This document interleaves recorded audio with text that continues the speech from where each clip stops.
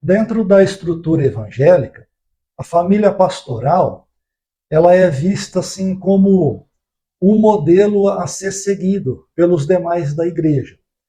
E com o filho do pastor não é diferente, porque esse filho, ele nasce num ambiente de influência, de visibilidade e também de autoridade. Então ele é aquele rapaz que está sempre no altar, na liderança dos jovens, ou então envolvido com a música. E isso torna ele um alvo para as moças que estão interessadas. Então veja bem, namorar o filho do líder, né, do pastor no caso, traz para elas uma espécie de validação espiritual e social ali perante essa comunidade. Então, para muitas jovens bonitas, né, moças dedicadas, esse é o topo da integração dentro de uma igreja.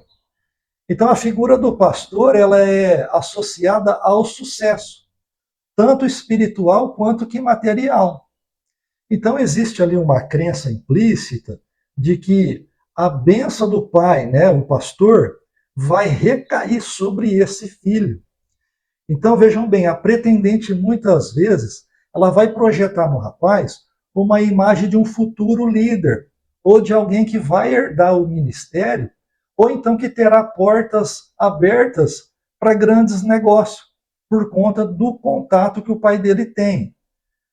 Então, se o pastor vive bem, a expectativa é que o filho mantenha ou eleve esse padrão de vida, correto? Então, a beleza da pretendente, nesse caso, pessoal, vai funcionar como que um complemento social num ambiente onde a aparência da família perfeita é algo muito valorizado. Então, em relação às outras moças, ela vai ter aquele sentimento de vitória, né? Eu consegui. Então, para ela, o namoro, ele não é apenas um romance, é uma conquista social, correto? Então, ela olha para as outras jovens com um misto de pena, mas ao mesmo tempo ainda com aquele olhar vitorioso. Então, ela sente que venceu a competição pela vaga mais cobiçada na igreja. Enquanto, veja bem, enquanto que as outras esperam por um varão comum, ela já conquistou o herdeiro que as demais também gostariam de conquistar. A moto passando aqui, pessoal. Então, ela vai sentir que constantemente ela é observada. Então, por isso, ela vai manter-se uma postura de como se ela fosse dona do território. Por quê? Cada olhar de outra moça para o namorado dela vai ser interpretado com ela como se fosse uma inveja, mas que ao mesmo tempo alimenta o ego dela e faz ela se sentir especial, ungida, certo? Então ela sabe que agora ela dita a moda. Por exemplo, quem será a futura primeira dama daquela comunidade, ou então do grupo de jovens, certo? Ela se sente na obrigação e ao mesmo tempo no prazer de estar assim sempre melhor vestida, melhor produzida que as demais moças, para poder reforçar o distanciamento social entre elas, entre ela e as demais. Então, assim, já com os membros da igreja, né, o restante ali do pessoal, ela vai ter uma sensação de autoridade antecipada, porque ela não se vê mais como uma ovelha comum naquele meio, mas como alguém que já faz parte da hierarquia do poder, você está entendendo? Ela sabe que as críticas comuns agora não vai mais alcançar ela, porque ela está próxima ao trono, né, o gabinete pastoral. Então, ela acredita assim que ela tem uma proteção especial. Então, se alguém falar mal dela, ela sente que estão falando é mal da família do pastor. Então, pessoal, assim, ó, agora ela vai passar a circular pelos departamentos da igreja com uma confiança que vai beirar a arrogância, né? Então ela sente que tem trânsito livre, que a opinião dela vale mais que os membros, mais assim que os membros mais velhos dessa congregação, e eles também devem tratar ela com respeito, de uma maneira diferenciada, certo? Então ela antecipa o título de pastor, de pastora ou de esposa do líder. Então ela já passa a se ver como poderosa, porque ela influencia o namorado e, consequentemente, até o sogro, a favor ou contra alguém na igreja. Então, esse poder de bastidor, pessoal, dá para ela uma sensação de controle sobre o destino dessas pessoas dentro da igreja. Mas, apesar do orgulho dela, existe um sentimento de pressão estética e comportamental também, de maneira constante. Por quê? Ela sabe que qualquer erro será usado pelas irmãs do círculo de oração para derrubar ela. Ela sabe disso. Então, por isso, ela vai viver sempre num alerta constante, correto?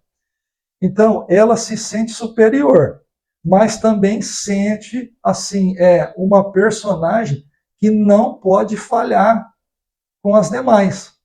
Então, no fundo, ela sabe que o status dela depende exclusivamente do filho do pastor. E isso gera nela uma ansiedade oculta. Por exemplo, se ela perde o brilho, ou se a prosperidade não vem, ela vai perder todo esse respeito e ela vai voltar a ser apenas mais uma dentro da congregação. Ou seja, ela se sente uma protagonista em um mar de figurantes, ok?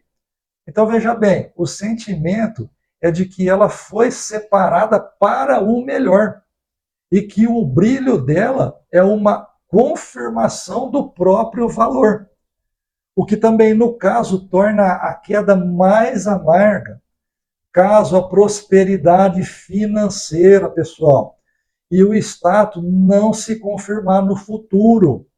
Então, o problema ele surge quando o tempo passa e a prosperidade material ela não se concretiza. Então, se o rapaz ele não demonstra ambição, ele não consegue se estabelecer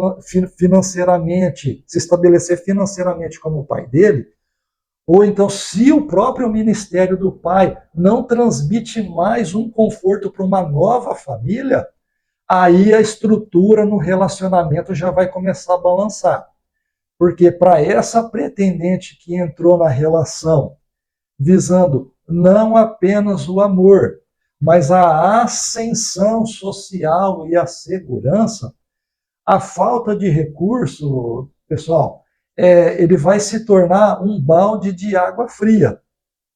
Então, se ela não enxergar mais nele um provedor próspero, que a imagem do pai antes sugeria isso a ela, o encanto ele já se quebra ali, certo? Porque sem futuro financeiro, ela vai optar por sair dessa relação, não tenha dúvida. E o rompimento, ele raramente ele termina apenas só ali no término do namoro, não. Muitas vezes ela vai acabar deixando a própria igreja. Por quê? Por motivos óbvios. Veja bem, o constrangimento social ali dentro.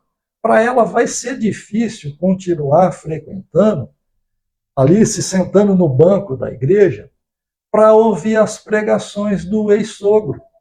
E, ao mesmo tempo, tendo que ficar assim, encarando o julgamento dos outros membros, que antes via ela como a futura nova do pastor. Então, se a motivação dela desde o início estava ligada ao status e aos benefícios que a estrutura oferecia, uma vez que, vamos dizer assim, uma vez que a conexão com a família real se rompe, pessoal, então o interesse pelo sistema religioso também vai desmoronar, certo? Então veja bem, o que segurava ela ali era a posição e não necessariamente a convicção pessoal. A convicção pessoal dela, certo? Então esse ciclo, ele revela-se uma face humana e complexa por parte das instituições religiosas, onde a fé muitas vezes ela vai se misturar com os interesses materiais. E a ambição por manter uma imagem de um sucesso inabalável vai fazer com que, no final, quando a promessa de prosperidade falhar, caso isso ocorra, então, pessoal, todas as estruturas baseadas apenas nisso irá simplesmente se desfazerem, ok? Pessoal, se inscreve no vídeo, faça o seu comentário, deixa o joinha, a gente se vê no próximo. Até mais.